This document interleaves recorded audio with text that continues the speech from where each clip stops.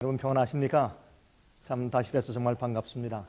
이번 기회에 하나님의 성령께서 제게 꼭 여러분께 들려드려야 할 말씀을 제 입에 두시고 또 여러분들은 꼭 들으셔야 할 말씀이 여러분 마음 가운데 깊이 새겨지는 그런 기간 되기를 제가 간절하게 기도합니다. 사실 우리가 설교를 많이 들어옵니다. 그렇죠? 여러분들은 아마 여기 계신 분들 가운데서 대부분이 아마 평생 동안 교회를 다녀보신 분들이실 겁니다. 설교를 많이 들어보신 분들이고 성경도 많이 읽으셨고 또 여러 가지 성경 공부반에 참석을 해오신 분들이시라고 제가 생각을 합니다. 하지만 많은 사람들이 앞으로 성경 말씀을 많이 들었는데도 불구하고 또 교회 다니면서 설교를 많이 들었음에도 불구하고 진리를 알면서도 예수님과 함께 영원히 살지 못할 자들이 많이 있을 것입니다. 그래서 성경은 말하기를 주여 주여 하는 자마다 다 천국에 들어갈 것이 아니고 내 아버지의 무엇대로요? 뜻대로 행하는 자라야 들어갈 것이라 했습니다. 왜 예수님께서 그런 말씀하셨을까요? 우리에게 낙심케 하시기 위해서 그렇게 하신 것은 전혀 아니겠죠. 물론 주님께서 이 세상에는 모든 사람들이 다 진리를 아는 지식에 이르러서 구원받기를 주님께서 원하시는 것입니다. 예수님은 이 땅에서 단 한 명도 멸망받기를 원치 않으세요. 우린 주님의 심정을 아시죠. 그런데 사실은 많은 사람들이 앞으로 주님과 함께 영원히 새 하늘과 새 땅에 있지 못하게 될 이유는 사실은 이제 우리가 이제 내일과 모레 이제 계속해서 자 오늘은 우리가 예언을 좀 공부하겠지만은 내일과 모레 그럼 우리의 이 앞으로 장차 다가오는 예수님의 재림과 나의 구원을 위해서 내가 어떻게 준비해야 될까? 내가 어떻게 내 개인의 또 내 가정의 구원의 확신을 계속 유지하며 살 수 있을까 하는 것을 제가 말씀을 좀 드릴 텐데 여러분 제가 말씀을 연구하고 연구할수록 제 마음 가운데 확신되는 것이 하나 있는데 그것은 뭐냐면 이 설교 때문에 많은 사람들이 버렸습니다. 제가 좀 이상한 얘기를 하죠. 설교학, 설교법, 설교기술, 교회에서 설교하는 일들 때문에 많은 그리스도인들이 망해버렸습니다. 설교를 듣는데 설교를 할 때 설교하는 목적 가운데 가장 중요한 것이 요즘이 뭐냐면 여러분 저도 제가 학교에서 많이 배워봤지 않습니까? 설교학은 사람들의 마음을 동요시키기 위해서 만들어낸 학문이지 오늘날 신학교에서 가르치는 설교학은 진리를 가르쳐서 영혼을 준비시키기 위해서 만든 학문이 아닙니다. 여러분 제가 목사가 이런 얘기를 하니까 참 이상하죠? 여러분 저도 설교하는 사람이에요. 저는 참 설교를 많이 하는 사람입니다. 그런데 여러분께서 아시다시피 저는 설교 때 설교하는 것보다 성경을 가르치려고 애를 씁니다. 전 영혼들 마음 가운데 성령께서 역사하시도록 성경 말씀을 통해서 그 영혼과 예수님을 연결시켜 주려고 제가 애를 씁니다. 전 옛날에 말이죠. 저도 이 설교하기에 빠져서 그 설교하기 참 재밌더라고요. 설교할 때 자, 이 서론을 어떻게 꾸미고 본론을 어떻게 꾸미고 결론을 어떻게 꾸며서 사람들 마음을 좀 휘어잡고 움직이고 말이죠. 사람들 더 많이 교회 오게 하고 그 참 재밌어요. 또 이 모름지기 설교법 가운데서 이 대중 최면술이 조금씩 들어갑니다. 그래서 어떻게 말을 하고 어떻게 제스처를 하고 또 어떻게 이 조명 장치를 어떻게 하고 무대 장치를 어떻게 하고 어떤 그림을 보여주고 또 이야기를 할 때 어떻게 얘기를 하고 무슨 얘기를 해주고 이런 모든 걸 통해서 사람들의 마음을 휘어잡는 감정적으로 예배 드리도록 만드는 그런 학문을 저도 많이 배워봤습니다. 여러분들이시요. 제 얘기를 잘 들으십시오. 오늘날 많은 사람들이 그리스도인으로 예수를 믿는다 하면서 마지막 시대에 깜짝 놀랄 것입니다. 예수께서 눈물 흘리시면서 얘야 내가 너를 도무지 모른다. 미안하다. 내가 널 만난 적이 없다. 여러분 보세요. 부부 사이에 같이 살면 예? 서로 알죠. 어떻게 합니까? 남이 도무지 이해하지 못할 것을 아는 것입니다. 내 남편이, 내 아내가 잠버릇이 어떤지, 또 좀 마음 가운데 좀 성가신 일이 생기면 어떻게 하는지, 무엇을 좋아하는지. 여러분, 저는요, 제 아내와 지금 이 결혼해서 산 지가 30년이 지났습니다. 꽤 오래됐습니까? 30년. 30년이 꽤 오래됐죠. 그래서 제가 이제, 이렇게 이제, 어떤 날 이렇게 집회할 때 이제 말씀을 전하는데, 저희 집사님 뒤에 있다가 저한테 조금 이렇게 약간 손짓 아니면 눈짓을 조금 하면 제가 금방 알아듣습니다. 제가 지금 무슨 말 하고 있는지 금방 압니다. 또, 어떤 때 이제 어떤 집에서 아니면 어떤 공공적인 장소에서 제가 저희 집사람한테 조금만 눈짓하면 우리 집사람은 금방 알아차립니다. 왜요? 그거는요, 부부가 아니면 이해가 안 됩니다. 그건. 부부 사이에만 아는 신호가 있어요. 왜? 같이 살고 알기 때문에. 성경은 말하기를 우리가 하나님을 알고 하나님이 우리를 아신다 이렇게 표현해요. 예? 하나님을 안다는 것은 그냥 아는 것이 아니라 부부가 결혼해서 아는 것처럼 안다 그 말이에요. 여러분, 처녀와 총각이 만나서 결혼하지 않습니까? 결혼할 때까지 몰라요. 그들이 첫날 밤을 지내고 여러 해 지낸 다음에 그들이 같이 한 몸이 된 다음에 그들이 서로를 진심으로 아는 것입니다. 그것이 성경에 있는 안다 그런 뜻이에요. 내가 내 행위를 아노니 아버지시여 우리가 하나님을 압니다. 안다는 뜻은 그런 뜻이에요. 많은 그리스도인들이 감정적으로 예배드리고 있습니다. 정말 그들이 성경 말씀을 알고 예수님을 개인적으로 뜨끈뜨끈하게 알기 때문에 정말 누가 뭐라고 해도 주님을 아는 것입니다. 그런 주님을 아는 개인적인 경험이 없는 자들은 앞으로 크게 낭패를 당할 것입니다. 여러분, 제 이야기를 꼭 마음 가운데 담아두시길 바랍니다. 제 이런 얘기는 자주 하는 얘기죠.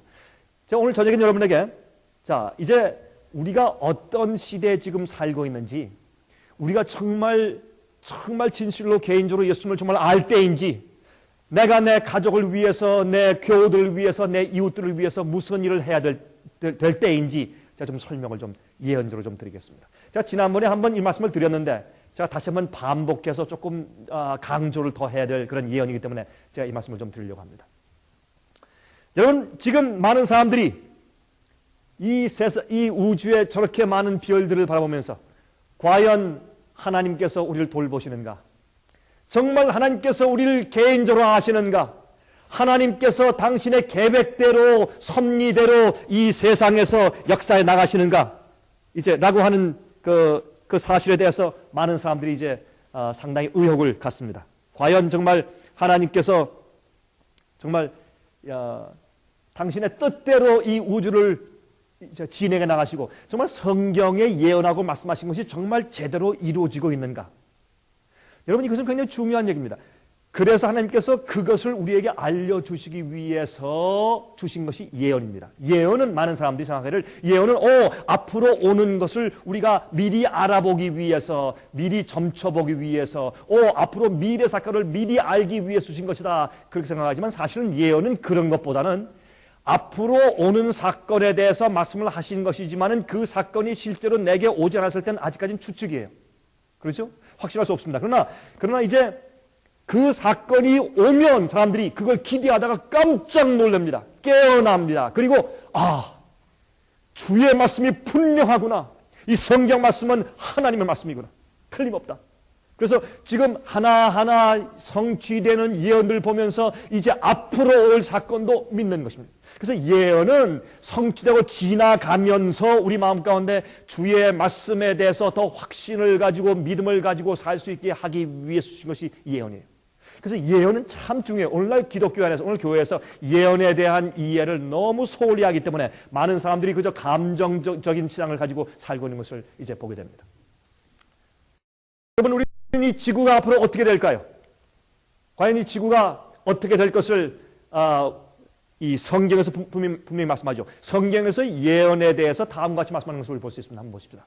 내가 힘써 너희로 하여금 나의 떠난 후에라도 필요할 때는 이런 것을 생각나게 하려 하노라. 여러분, 베드로가 내가 죽은 다음에도 너희가 이것을 깨닫게 되길 원한다. 너희가 기억하길 원한다. 이렇게 말씀을 지금 지금 했습니다. 우리 주 예수 그리스도의 능력과 강림하심을 너에게 알게 한 것이 공교히 만든 이야기를 쫓은 것이 아니요 우리는 그의 크신 위엄을 친히 어떻게 한 자라?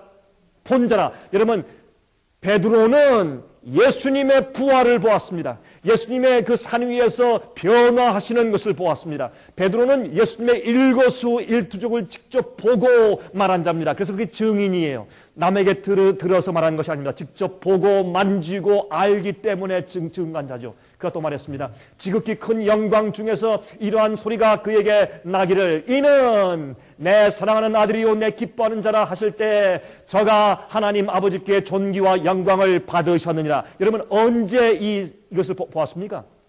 언제 베드로가 이 사건을 보았어요? 하늘에서 음성이 나고 예수님께서 영광스럽게 되는 모습을 언제 보았습니까? 변화산 위에서. 또 한 번 더 있어요. 예수님의 공생이 시작할 때 언제? 침례 받으실 때 요단강에서 그때 하나님의 음성이 나서 예수님을 하나님의 아들로 인정하는 그 음성을 직접 베드로는 들었습니다. 이 말씀이 베드로 후서 1장 15절부터 19절까지 있는 말씀이죠. 자, 이 소리는 우리가 저와 함께 거룩한 산에 있을 때 하늘로서 나옴을 들은 것이라. 또 우리에게 더 확실한 무엇이 있어 그랬습니까? 예언이 있어. 자, 더 확실한 예언이 있어. 그러면 더 확실하다. 그러면 이게 무슨 뜻입니까? 무엇이 먼저 있기 때문에 그것보다 더 확실하다 그런 뜻이죠. 맞습니까?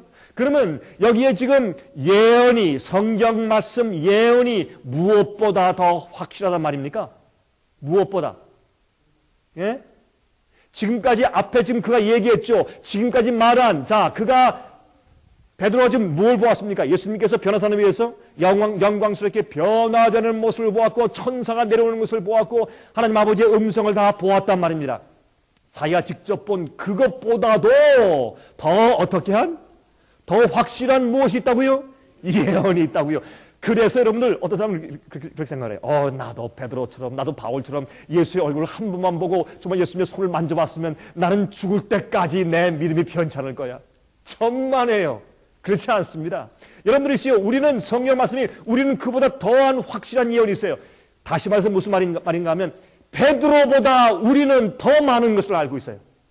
베드로는 다니엘 예언 성취를 보지 못하고 죽었어요. 사도 바울도 요한계시록의 놀라운 예언 성취를 보지 못하고 죽었지만 우리는 그것까지도 다 보고 우리는 어떤 의미에서 더 많은 것들을 알고 살고 있는 것입니다. 그러므로 자기가 직접 예수를 산에서 본 그것보다도 더 확실한 예언이 있어서 어두운 데 비추는 등불과 같으니 날이 새어 무엇이 샛별이 너희 마음에 떠오르기까지 너희가 이것을 주의하는 것이 가아니라 그랬습니다. 자 여러분 우리 마음 가운데 샛별이 떠오른다. 이게 무슨 말일까요? 여러분 샛별은 우리 마음 가운데 깨달음을 상징합니다. 또 예수님 자신을 상징합니다. 베드로가 예수님을 직접 보고 살았습니다. 그러나 베드로도 예수님을 보고 살다가 3번이나 어떻게 했습니까? 예수님을 부인했습니다. 나중에 회개한 다음에 그 다음에 성령을 받은 다음에도 그 이후에 여러분 보시면 그 이후에도 그가 실수하는 경험들이 있었습니다. 그러므로 여러분 우리가 눈에 보이는 초자연적인 능력이 여러분을 확고하게 하는 것이 아니라 예수 그리스도의 말씀에 대한 확신이 여러분을 확고하게 만드는 것입니다. 여러분 그것을 이해하셔야 돼요. 그래서 이렇게 말씀에 대한 중요함에 대해서 그같이 설명을 한 것입니다. 여러분 보세요. 사도 요한은 밤모섬에서 놀라운 계시를 보았습니다. 그는 예수님이 승천하신 이후부터 예수께서 이 땅에 다시 재림해서 오실 때까지의 세상 역사를 한눈으로 보았어요. 이 놀라운 예언들을 이해할 때 여러분들은 변치 않는 확신을 가지고 사는 것입니다. 내가 지금 무엇을 해야 할지, 내가 무엇을 기다려야 할지, 무슨 소망을 가져야 할지, 내가 어떻게 살아야 할지를 확실하게 알고 지낼 수 있게 되는 것입니다. 예언은 참 중요한 것입니다. 자, 이제부터 보겠습니다. 제가 이제부터 여러분에게 계시록 예언의 흐름의 구조에 대해서 좀 말씀을 좀 잠깐 드리겠습니다. 계시록 예언의 흐름의 구조입니다. 여러분이 요한계시록을 보시면 요한계시록은 맨 마지막에 12이란 숫자를 내기 위해서 요한계시록이 시작을 합니다. 이게 무슨 말인가? 여러분 이 유대인들에게 있어서 숫자는 1, 3, 7, 12 같은 그런 숫자는 굉장히 중요한 숫자였어요. 또 40이라는 숫자는 이 그리스도인생에서 시련을 나타내는 숫자예요. 예수님께서 광야에서 금식하실 때 며칠 금식하셨습니까? 40일 동안. 여러분 이스라엘 백성들이 출애굽한 다음에 광야를 돌았지 않습니까? 그렇죠? 몇 년 동안? 40년 동안. 왜 그렇게 40이라는 숫자가 있습니까? 그 이유는 40이라는 숫자는 우리 그리스도인 생활에 있어서 시련을 상징합니다. 마찬가지로 12는 완성 숫자입니다. 완전은 7이지만 12는 완성 숫자입니다. 그런데 또 한 가지는 3이라는 숫자가 있어요. 3은 이 완전한 연합의 숫자예요. 아버지와 아들 예수 그리스도와 또 누구요? 성령. 삼위일체죠. 근데 삼위일체란 말 가운데 영어로 트리니티란 말이죠. 트리니티는 사실은 어떤 의미에서 트리니티 하는 단어보다 three Godhead, 세 분이신 하나님, 그런 단어가 사실 훨씬 더 좋습니다. 왜냐하면 원래 트리니티란 단어 가운데는 어떤 뜻이 있냐면 세 분의 하나님이 한 몸 속에 들어있다, 그런 뜻이 있었어요. 그래서 삼위일체예요. 그래서 저는 사실 삼위일체란 그 낱말이 조금 좀 저한테는 좀 어색합니다. 왜냐하면 그거보다 세 분이신 하나님, 그게 훨씬 나아요.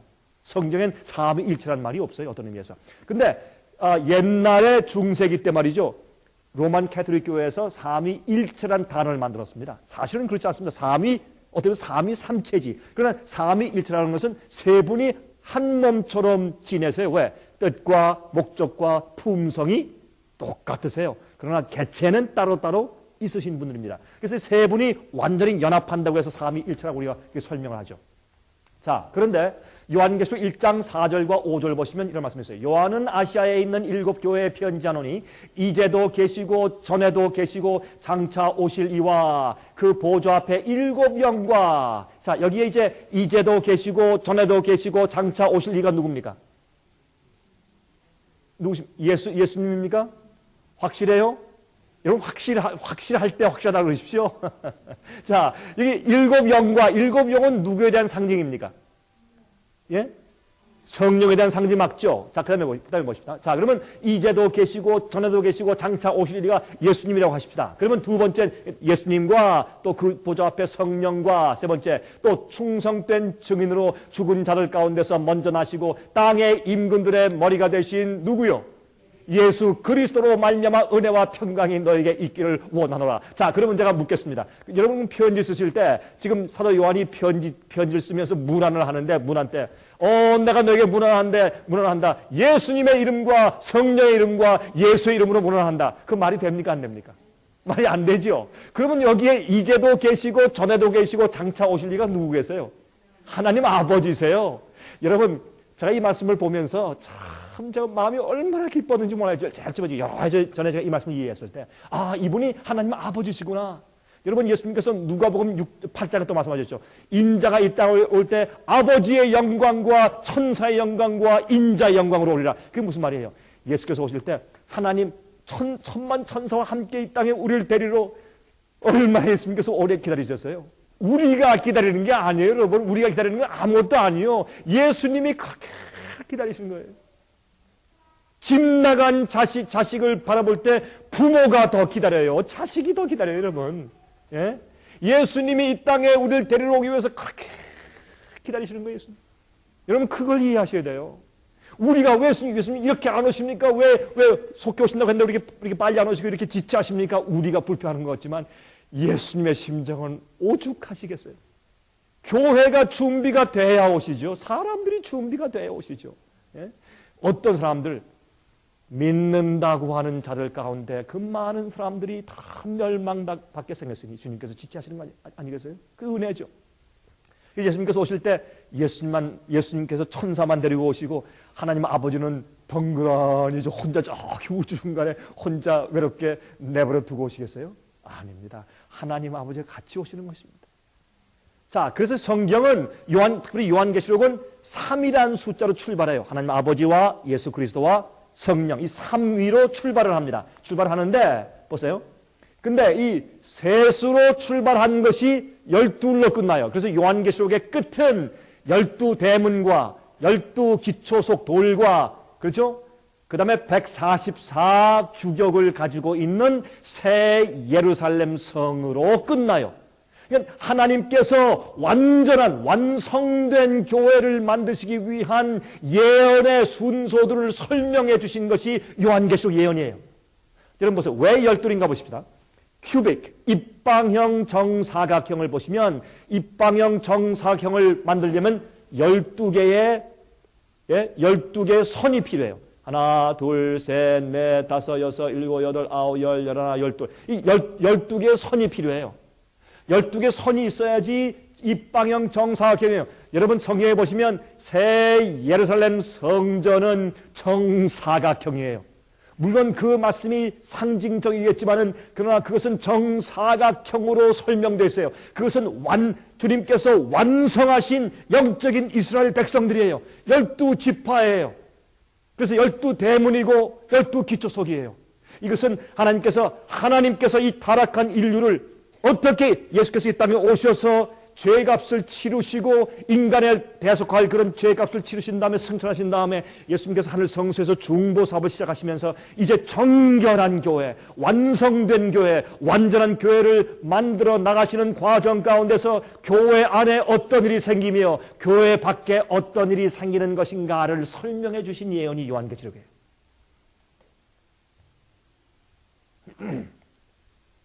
자, 이제 보십시다. 이제 요한계시록 21장 15절부터 17절까지 보세요. 내게 말하는 자가 그 성과 그 문들과 성곽을 청량하려고 금 갈대를 가졌더라. 그 성은 네모가 반듯하여 장광이 같은지라. 그 갈대로 그 성을 청량하니 12,000 스타디온이요 장과 광과 고가 같더라. 길이 넓이 높이가 같으면 뭐예요? 정사각형이죠. 정방형 사각형이 큐빅이에요. 그 큐빅. 그렇죠? 자, 그 성곽을 청량함에 144 규빗이니 사람의 청량 곧 천사의 청량이라. 이것은 상징적인 의미로 무슨 뜻입니까? 여러분 이것은 이 144는 14만 4천 숫자죠.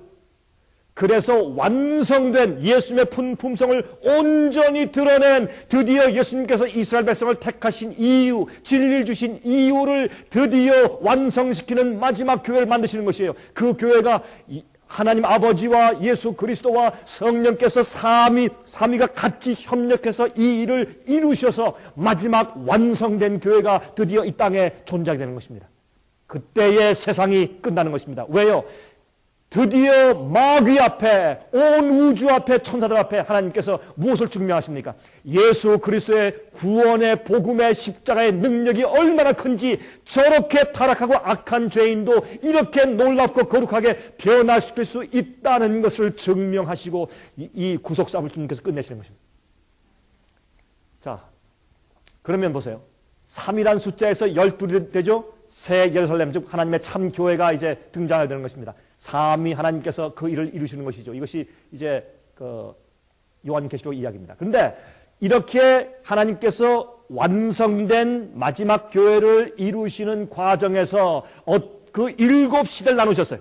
예수님이 부활하시고 승천해서 하늘에 올라가셔서 하늘 성소에서 이제 드디어 진정한 우리 인간의 구속사업을 시작하실 그때부터 시작해서 첫 번째 시기, 두 번째, 세 번째에서 예수께서 재림하실 때까지의 이 7시대를 나누시면서 그 7시대 각 시대의 교회들이 어떠할 것인가 하는 것을 설명한 것이 7교회에 대한 예언이에요. 그 다음에 또 그 교회에 대해서 심판하세요.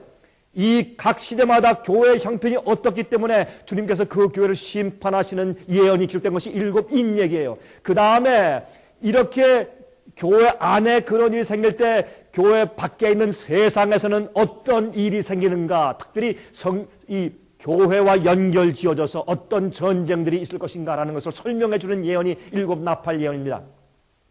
자, 그래서 7교회와 7인과 7 나팔은 같은 7시대를 거쳐서 흐르는 예언들이에요.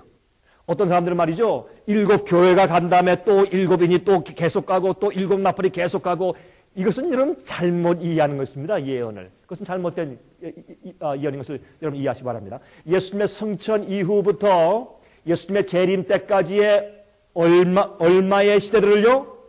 7시대들을 약 한 2000년 동안의 역사 가운데서 일어나는 사건들을 주님께서 요한계시록을 통해서 보여주신 것입니다. 그래서 3이란 숫자에서 12이란 숫자를 낳을 때까지 생기는 일들이 7이란 사건들을 통해서 주님께서 보여주신다고 말입니다. 자, 그래서 7 교회와 또 7 인과 또 7 나팔은 평행적으로 같이 가고 있는 사건들이에요. 7 교회는 교회 안에 있는 사건들이고 7이는 그 각 시대마다 교회 형편을 주님께서 심판하시는 이야기고 7 나팔은 그런 입장에서 똑같은 시대를 흘러가면서 교회 밖의 세상에선 어떤 일이 생길 것인가에 대해서 설명하신 것이 7 나팔입니다. 여러분, 우리가 예언 얘기하면 좀 딱딱하죠? 그렇죠? 제가 이 예언은 저는요, 예언을 공부하면 너무 흥미롭고 잠도 다 없어지고 전 예언만 연구하면 밤을 꼬박 새도 좀 몰라요. 그런데 많은 평신도 교인들은 말이죠, 예언을 가르치면요, 좀 딱딱하다 그래요. 좀 어렵다 그러고, 좀 음식이 좀 씹기가 어렵다 그래요. 그거 왜냐면 훈련을 잘못 받았어요. 그저 맨날 어린애처럼 그저 우유만 먹여 버릇하니까 좀 딱딱한 음식을 먹기를 좀 어려워하는 그런 입장을 제가 많이 봅니다. 여러분 좀 깨어나세요. 여러분 오늘 하루 종일 열심히 일하셨죠? 또 멀리 차 타고 오시니까 다 피곤하시죠? 피곤하지만은 오늘 이건 놓치지 마십시오. 잘 들으세요. 자, 7 교회 예언은 교회의 영적인 상태의 흐름에 대한 예언이에요. 7 인의 예언은 각 시대의 교회에 대한 하나님의 심판을 예언하는 것입니다. 7 나팔의 예언은 이 세상 나라들에 대한 하나님의 심판을 예언하는 것입니다. 특히 이게 무슨 말인가 하면 특히 배도한 교회를 지지하는 세력들을 말하는 것입니다. 이게 무슨 말인가 보세요. 7 나팔은 성경의 예언들은 말이죠, 하나님의 교회와 연관을 맺지 않고서 그냥 세상 사건들만 말씀하신 것이 아니에요. 그러면 7 나팔은 뭐냐면 하나님의 참 교회 말고 배도한 교회를 지지하고 도와주는 그러한 나라들에 대한 하나님의 심판이에요. 이해하시겠습니까? 그냥 세상 나라들의 아무나 심판이 아니라 하나님의 참 교회 교인들은 핍박하고 어떻게 해요? 잘못된 배도한 교회를 지원하고 서포트하고 도와주는 그런 나라들과 세상 세력을 주님께서 심판하시는 모습을 보여주신 것이 7 나팔이란 말이에요. 그래서 7 나팔이라도 반드시 교회 사건과 관계가 있는 것을 여러분께서 기억하시기 바랍니다. 그래서 제가 7 나팔 좀 말씀드리는 것이에요. 이것은 여러분과 제가 살고 있는 이 시대에 지금 직접 우리가 경험하는 것이기 때문에. 자, 보세요. 7 나팔은 첫째 나팔 시대, 둘째, 셋째, 넷째, 다섯째, 여섯째 나팔 시대 이게 쭉 지금 나가지 않습니까? 지금 현재 우리는 7번째 나팔 시대에 살고 있습니다.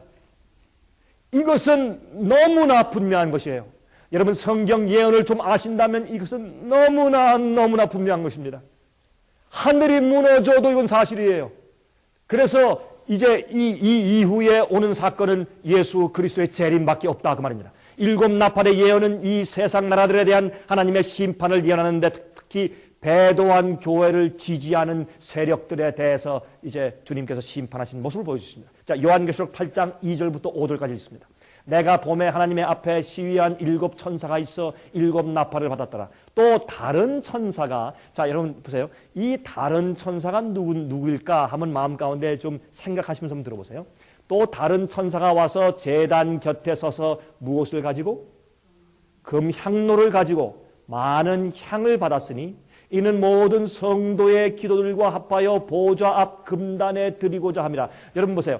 이 성경에서 누가 성소에 들어가서 향을 피우면서 하나님 아버지께 저 쉐키나 영광에 있는 지성소를 향해서 우리 죄인들의 죄를 위해서 대신 기도해 줍니까? 누굽니까? 예수 그리스도예요. 그 대제사장이 예수님을 상징해요. 그렇죠? 그래서 여기 보면 성도들의 기도들과 합해서 보좌 앞 금단에 향을 드려요. 금향로를 가지고. 여러분 이분은 예수 그리스도를 말하는 것입니다. 성경 가운데 예수님을 어떤 때는 천사가 내려왔다고 표현한 적들이 가끔 있어요. 예를 들어서 모세에게 가시떨기 나무에 불이 붙었죠. 불이 붙는데 나무가 타진 않습니다. 근데 그때 그 성경 출애굽을 보면 여호와의 사자가 그랬어요. 여호와의 사자가. 근데 그 여호와 사자 말하를 내가 선 곳은 거룩하니 내 발에서 무엇을 벗어라? 신을 벗어라. 그렇게 말하면서 나중에 쭉 읽어보면 그분이 누구예요? 여호와 하나님이란 말이에요. 그런데 나타날 때는 마치 천사의 모습처럼 보이기 때문에 여호와의 천사가라고 표현하지만 나중에 그분이 하나님이신 것을 알 수 있어요. 그런 경우들이 여러 번 있어요. 기드온에게 나타난 천사, 여호와의 천사, 그분도 예수님이었어요. 예수님께 나타나서 기드온에게 말씀하신 것이에요. 나중에 내 주여 하고 무릎을 꿇어요. 기드온이. 천사인 줄 알았는데 보니까 하나님이세요. 그러므로 여기도 다른 천사가 하는 이것은 그저 계시 가운데 그렇게 본 것을 썼지만 이분은 예수님인 것을 알 수 있습니다. 그래서 여기 보면 이 금향로를 가지는데 성서 봉사 제도에서 말이죠. 금향로가 있고 놋향로가 있어요.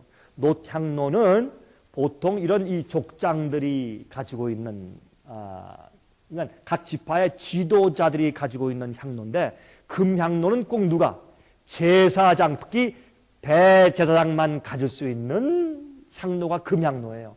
그 금향로는 특별히 대속죄일 날 지성소에 들어가서 우리 죄인들의 죄를 대속하는 중보의 기도를 드리실 때 필요한 금향로입니다. 금향로는 들고 다니는 분향단이에요. 그러니까 포로보 분향단이에요. 움직일 수 있는 분향단입니다. 자, 그래서 예수님 것을 우리가 압니다. 천사가 향로를 가지고 단 위에 불을 담아다가 땅에 쏟음에 이거 땅에 쏟으니까 무슨 말입니까? 은혜 시간이 끝나니 더 이상 그 존재를 위해서 더 이상 주님께서 중보 기도를 해주시지 않는단 말입니다. 그걸 쏟으세요. 뇌성과 음성과 번개와 지진이 나더라. 일곱 나팔 가진 일곱 천사가 나팔 불기를 예비하더라. 자, 이 말씀을 읽고 나서 많은 사람들은 말이죠. 이거 봐라. 이것은 세상 역사의 세상 은혜 시간이 끝나는 것이 아니냐. 근데 그것이 아니고 여기 있는 이야기는 뭐냐면 그 당시에 주님께서 일곱 나팔 시작하시면서 무엇을 말씀하시는가 하면 그 일곱 시대마다 첫 번째 시대, 두 번째 시대, 세 번째 시대, 그 시대 일곱 시대를 지나가시면서 그 시대마다 하나님께서 그 나라들을 채찍질하시고 배단 교회를 심판하시면서 내가 너희를 위해서 너희 나라를 위해서 또 너희 백성들을 위해서 또한 너희 교회를 위해서 내가 더 이상 중보하는 기도할 수 없다. 왜? 은혜 시간이 끝났으니까. 계속적으로 빛과 진리를 거절해 왔기 때문에 더 이상 성령께서 그들 마음 가운데 역사할 수 없기 때문에 그 나라와 대도한 교회의 은혜 시간이 계속 끝나가는 것을 상징하기 위해서 예수님께서 이 금향로에서 거기에 있는 향을 다 땅에 쏟아 붓는 것으로 상징하시면서 드디어 일곱 천사가 나팔을 첫째 나팔, 둘째 나팔 하나씩 불기 한다 그 말입니다. 자, 이제 보십시다. 그래서 첫째 나팔과 둘째 나팔과 셋째 나팔과 넷째 나팔은 서로마 제국의 몰락을 의미합니다. 왜요? 여러분 성경에서 로마는 중요합니다. 로마 제국은 아주 중요해요. 그렇죠? 로마 제국이 왜 중요하냐면 로마 제국이 예수님을 십자가에 못 박았습니다. 로마 제국이 배도한 기독교를 지원하고 지지해서 누구를 세웠습니까? 교회의 머리라고 누구를 세웠습니까? 교황권을 세웠습니다. 그래서 이 로마가 교황권을 세워주고 로마 교황권이 성도를 1260년 동안 핍박하면서 광야 교회로 몰아냅니다. 여러분 이런 일들이기 때문에 성경 역사에 있어서 예언에 있어서 로마에 대한 예언은 참 중요한 것을 우리가 잘 알게 됩니다. 첫 번째, 두 번째, 세 번째, 네 번째 나팔들은 그 내용상으로 볼 때 서쪽에 있는 로마 제국이 멸망하는 것을 말해요. 그러면서 무엇이 드러나는가 하면 이제 이 와중에 교황권이 부상하게 됩니다. 그것을 우리 잠깐 보십시다. 요한계시록 8장 7절부터 12절까지 보시면 거기에 7절, 8절, 10절, 12절 보시면 첫째, 둘째, 셋째, 넷째 천사가 나팔 부는 내용이 나와요. 그 내용이 이거 참 좀 어려울지 몰라요. 그런데 잘 보시면 하나님께서 아주 단순하게 표현하셨는데 우리가 복잡하게 생각하는 거지. 이게 절대 복잡한 게 아닙니다. 잘 보시면 아주 재미있게 표현하셨어요. 첫째 천사가 나팔을 부니 피 섞인 우박과 불이 나서 땅에 쏟아지매. 여러분 우박은 추운 곳에 있어요? 더운 곳에 있어요? 추운 곳에 있죠. 우박인데 무슨 우박이에요? 피가 섞인 우박이고 불이 나서 땅에 쏟아져요. 불을 쏟으면 뭘 말해요? 파괴를 말해요. 우박인데 피 섞인 우박이에요. 그러면 사람들을 많이 죽인단 말이에요. 그러니까 북쪽에서부터 쳐들어오는 세력이 로마 제국에 와서 치는 것을 상징하기 위해서 하나님께서 어느 시대 사람들인지 상징적으로 알게 하기 위해서 우박을 말씀했어요. 왜? 북쪽에서부터. 여러분, 게르만족의 이동, 서로마가 어떻게 멸망했어요? 북쪽에 있는 게르만 민족이 이동하면서 북쪽에 있는 만족들이 쳐내려와서 이제 망하기 시작하죠. 그거 왜 그렇습니까? 하나님께서 그 나라를 치시는 겁니다. 여러분 보세요. 성경은 다니엘서에 이 세상 나라의 흥망성쇠는 누가 쥐고 있다고요? 하나님께서. 왕을 세우기도 하고 패하시기도 하고 어떤 나라를 일으키시기도 하고 망하게 하시고 누가 하시는 것이에요? 하나님이 하세요. 하나님께서 그냥 놔둬서 자연히 되는 것 같지만 천만에요. 여러분, 느부갓네살 왕이 내가 세운 이 왕국이 앞으로 어떻게 될까 하고 염려함에 들어가 잠자리 누웠을 때 하나님께서 아이고 이 사람아, 이 세상의 흐름을 나라의 흥망성쇠를 네 손으로 주관하지 않느냐? 그건 내 짭이지 네 짭이 아닐세 하고 보여주신 것이 단연 2장 꿈이에요. 신상 꿈이에요. 네가 세운 나라가 영원히 간다고? 아니야, 너보다 못한 나라가 와서 너 나라를 친다? 매대 페르시아가 생겨? 또 그 나라가 또 영원히 갈 줄 아느냐? 아니야, 헬라가 생긴다. 헬라가 또 영원히 갈 줄 아느냐? 아니라 로마가 온다. 로마가 영원히 갈 줄 아느냐? 아니야, 또 동서로 갈라진다. 나중에 또 열국으로 갈라진다. 그러고서 또 나중에 점점 또 다른 나라가 올 줄 아느냐? 아니라 인간의 손으로 만들지 않은 뜨인 돌이 와서 친다. 이 세상의 모든 나라가 전부 다 분산돼서 가루가 돼서 날아가 버린다. 그리고 하나님의 왕국이 이 땅에 영원히 선다. 이거 설명하신 것이 아니에요? 그래서 우리 그리스도인들은 말이죠, 이렇게 봐야 돼요. 여러분, 요즘에 미국에 지금 무슨 선거 때입니까, 지금? 대통령 선거 때 대선. 여러분, 이번 선거는 굉장한 선거예요. 그런 줄 아세요? 미국은 완전히 이분돼 있어요. 둘로 쫙 갈라져 있어요. 자유주의파와 보수주의파. 보수주의파는 미국에 있는 거의 다 기독교인들의 힘으로 받들어지는 파예요. 예? 도덕적인 이유로 서포트하는. 여러분, 그래서 조지 부시 대통령은 기독교인들의 힘이 아니면 당선될 수가 없어요. 여러분, 지금 이 존 케리를 위해서 지금 유세하는데 도와주는 사람 가운데 가장 힘 있는 사람들이 누구예요, 지금?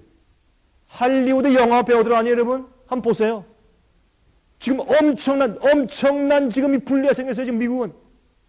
여러분, 제가 이 얘기하면 또 한참 가니까 그만두십시다. 여러분, 지금 미국의 대통령의 선거는 앞으로 예언 성취에 굉장히 중요한 귀추가 있습니다. 여러분, 하나님께서 당신의 뜻을 이루기 위해서 주님께서 허용하시기도 하고 패하기도 하고 죽게도 하고 일으키기도 하시고 그렇게 하시는 것입니다. 여러분, 앞으로 굉장히 중요한 일이 생길 것이에요. 자, 8절 보세요. 둘째 천사가 나팔을 부니 불붙는 큰 산과 같은 것이 바다에 던지우매. 큰 산이 바다에 던져요. 10절, 셋째 천사가 나팔을 부니 횃불같이 타는 큰 별이 하늘에서 떨어져서 강들의 3분의 1과 여러 물섬에 떨어지며. 이것들이 다 그 당시에 있는 로마를 쳐들어온 이 이방족들의 훈족들, 게르만족들, 여러분, 이러한 족들이 쳐들어와서 이제 서로마를 괴롭히고 치는, 이제 멸망시키는 그런 예언들을 상징적으로 표현한 것이에요. 어떤 사람들이 이것들은 앞으로 말이죠, 여기 무슨 여기 하늘에서 별이 떨어진다. 하늘에서 큰 혹성이 와가지고 지구가 부딪힌다. 이렇게 자꾸 그렇게 풀이해요. 그렇게 하면 앞뒤가 안 맞는 거예요. 성경 예언의 흐름대로 풀어야 합니다. 자, 왜냐하면 7 교회와 7 인과 7 나팔은 같이 가는 것으로 봐야 되기 때문에 그렇게 풀어버리면 7 나팔을 전부 다 미래 갖다 둬버리면 말이 안 된다고 말해요. 그래서 마음대로 풀면 안 됩니다, 성경은. 12절, 넷째 천사가 나팔을 보니 해 3분의 1과 달 3분의 1과 별들의 3분의 1이 침을 받아. 이게 다 무슨 말인가? 제가 간단하게 설명합니다. 지금 우리 시대에 있는 말씀을 더 좀 자세히 말씀드리기 위해서 제가 간단하게 설명하겠어요. 첫째 나팔은 고트족의, 특별히 동고트족의 알라릭 장군이 서로마를 쳐들어와서 크게 아주 어려움을 주는 그 전쟁을 상징했습니다. 그래서 우박과 불과 피입니다. 동쪽에서 쳐들어 내려왔어요. 동북쪽에서. 동북쪽 추운 지방에서부터 쳐들어온 것을 볼 수 있습니다. 둘째 나팔은요, 반달족 겐세릭 장군의 공격인데, 그래서 바다의 배들이 침몰하는 광경에 대해서 성경의 그 두 번째 나팔 예언은 기록된 것이에요. 바다의 배들이 막 침몰하고 무너지는 그런 광경이 기록되어 있는 것이에요. 여러분, 세 번째 말이죠. 세 번째 나팔은 훈족의 아틸라 장군이, 여러분 이때 아틸라 장군은 해성 같은 자라는 그런 별명이 있어서 옛날 역사에 해성 같은 별 같은 존재였어요. 또 그가 한번 지나가면 너무 사람들을 잔인하게 죽이고 괴롭히기 때문에 그의 별명이 쑥이었어요. 웜우드, 실제로 옛날 당시에. 그래서 역사를 보시면 그게 나와요. 그는 이 해성 같은 존재였고, 그 다음에 그가 너무 치고 정복한 나라를 괴롭히기 때문에 그런 쑥처럼 쓰다란 별명이 있었어요. 그런 옛날 시대의 역사를 그대로 갖다가 표상적으로 기록을 해두시기 때문에 이러한 다른 이족들이 쳐들어와서 로마를 주님께서 치시고 심판하시는 것을 주님께서 예언하신 것인데, 왜요? 이 로마가 하나님의 백성을 괴롭히고, 예? 그리스도인들을 핍박하고 배도한 그리스도인들과 손을 잡고, 그래서 하나님께서 이젠 로마 내가 너희를 더 이상 놓아둘 수가 없다라고 해서 주님께서 다른 이족이 들어와서 치게 하심으로 주님께서 그 로마를에게 은혜 베푸시는 은혜를 거두시는 내용이 첫째, 둘째, 셋째, 넷째 나팔의 예언이라고 말이에요. 그래, 여러분 이렇게 풀어보면 아주 합리적이에요. 또 순서적으로. 그래서 네 번째 나팔은 뭐냐면 훈족의 오도아설 장군이에요. 이런 장군들이 남쪽에서 동쪽에서 북쪽에서 이제 쳐서 이 서로마를 멸망시키는 내용들을 기록한 것이 첫 번째 네 나팔 얘기입니다. 그것이 서로마 제국의 멸망이에요. 이렇게 넷째 나팔이 지난 다음에 어떻게 했습니까? 예? 컨스탄틴 황제 때부터 시작됐지만 나중에 저스티니안 황제 때 그들이 로마에서부터 어디로 천도합니까? 수도를 옮겨갑니까? 혹시 여러분 기억하세요? 컨스탄티노플, 저기 헬라 저기 흑해에 있는데 말이죠. 저기 소아시아 지방과 마주보고 있는 헬라의 저 끝에 있는 항구 도시 컨스탄티노플로 옮겨가서 천도합니다. 그래서 서로마 제국이 동로마 제국이 되었어요.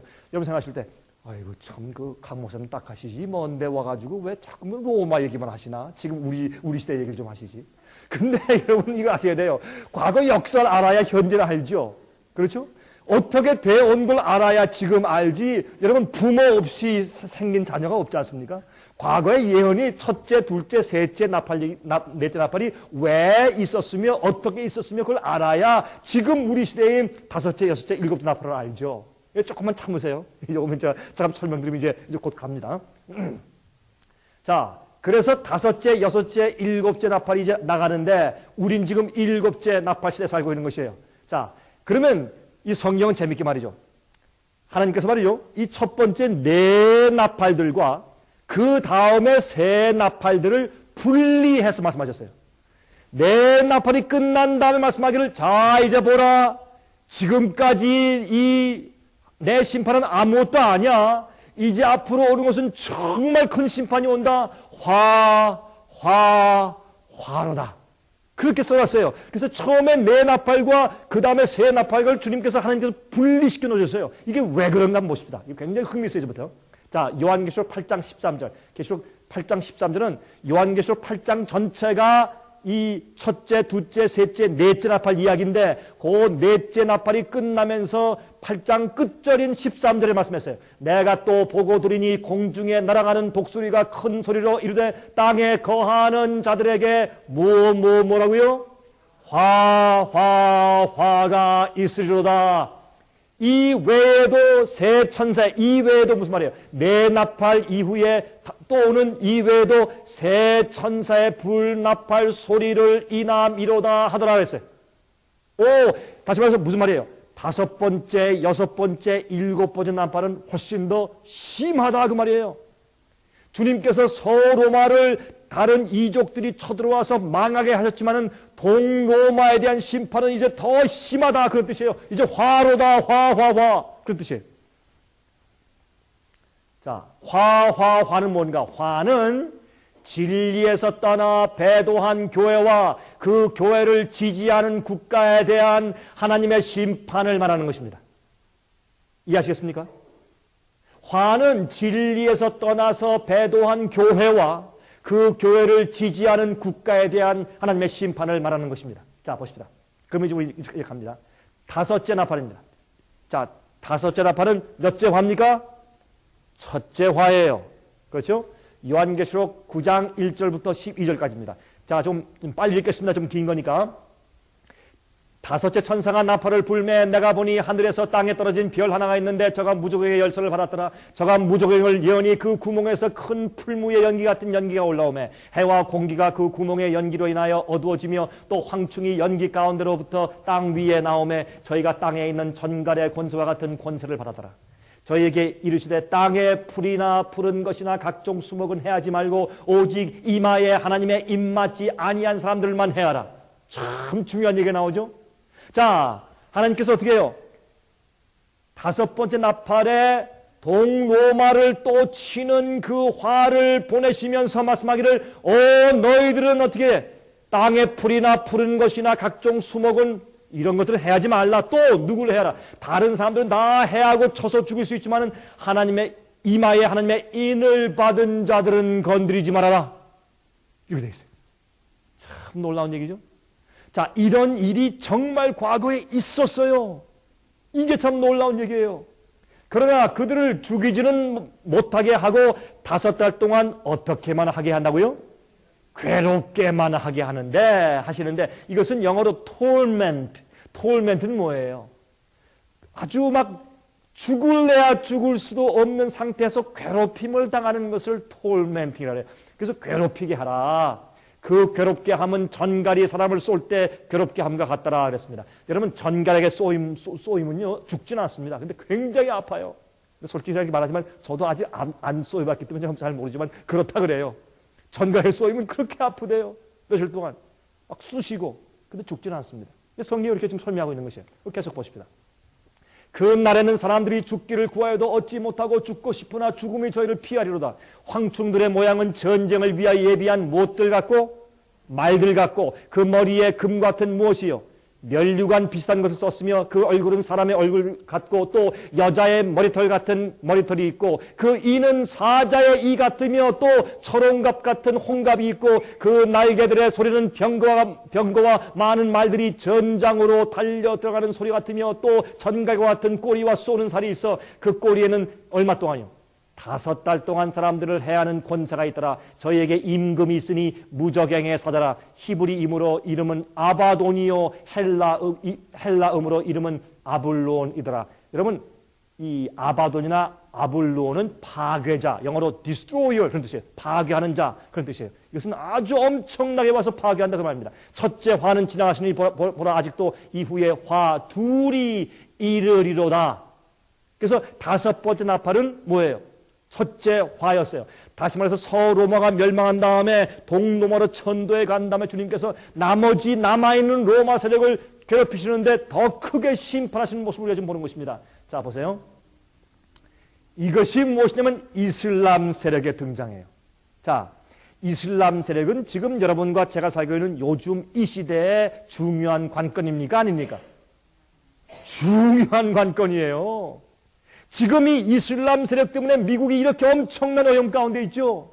이슬람 세력을 아무리 쳐서 없애려고 해도 없앨 수가 없어요. 왜? 그들은 뭐 하는 사람들이에요? 신앙과 전쟁을 동시에 하는 사람들이에요. 그 사람들이 하는 일은 아니면 지하드 뭐예요? Holy War. 거룩한 전쟁하는 사람들이에요.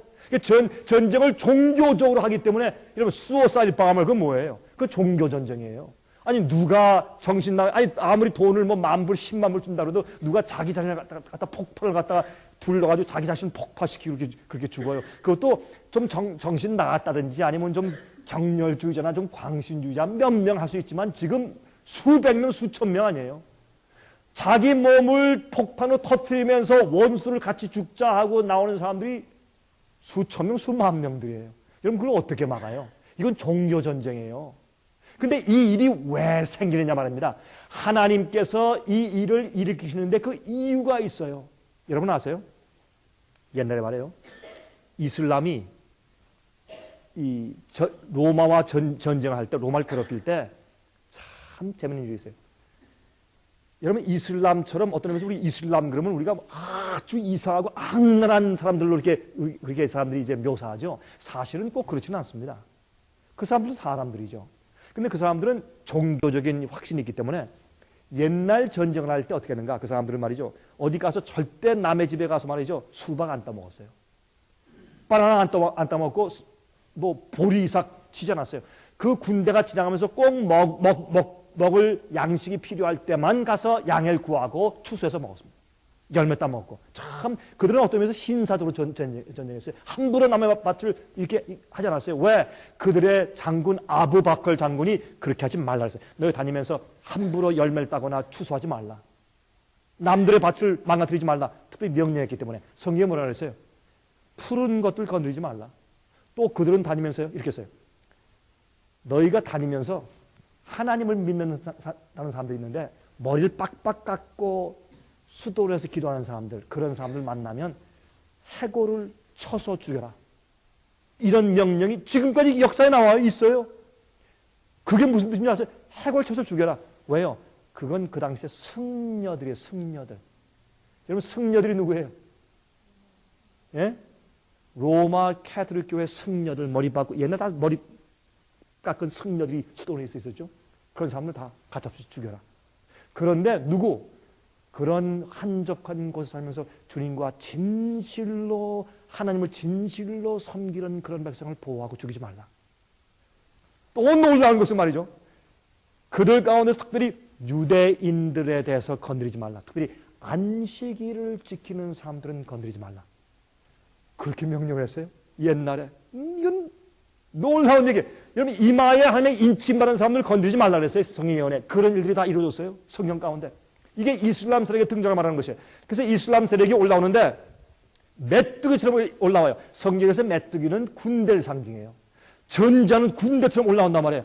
이슬람은 종교지만 또 동시에 군대로 일어났어요. 나라의 세력이 일어났어요. 그래서 그것을 이 동로마를 주님께서 심판하시고 치시기 위해서 토르멘트, 괴롭게 하시기 위해서 일으킨 심판의 채찍으로 삼아서 일으킨 세력이 무엇인가 하면 이슬람 세력이에요. 누굴 쳤어요? 배도한 로마 교회와 로마 교회를 뒤에서 지지해온 로마 제국을 주님께서 심판해서 치시는 채찍으로 삼으신 것이 이슬람 세력이에요.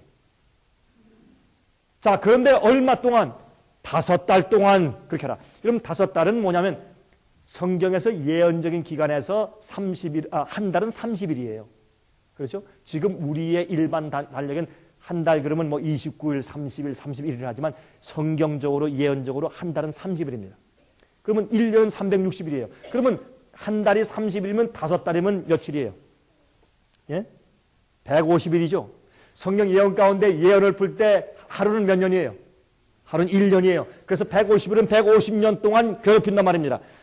어떤 사람은 그 예언 가운데서 하루를 갖다가 1년으로 계산하라니까 아니 목사님 그러면 하나님께서 세상을 창조하실 때 6일 동안 창조했으니까 그럼 6년 동안 창조했습니까? 그렇게 말하는 사람이 있어요. 그 말은 아니고 성경 예언의 기간을 따질 때만은 하루를 1년으로 계산하라고 민수기와 에스겔서에 하나님께서 말씀했기 때문에 그 원칙에 따라서 우리가 원칙에 따라서 푸는 것입니다. 수학의 원칙 공식이니까 예언 푸는데 공식이니까. 그래서 150년 동안 괴롭히라고 했어요.